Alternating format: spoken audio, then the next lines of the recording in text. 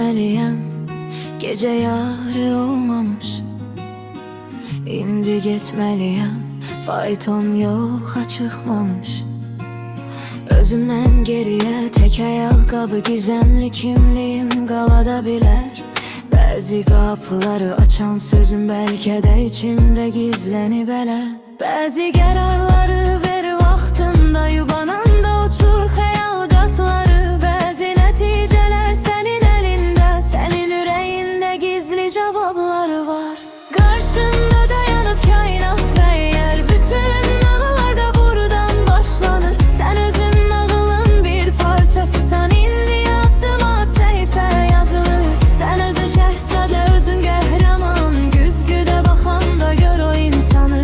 Sən net gələcəyi bir açarsan, mümkündür hər şeyi özün bacaman.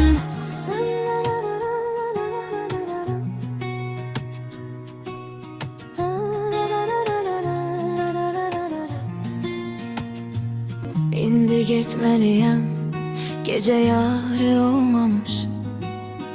İndi getməliyəm, fayton yoxa çıxmamış.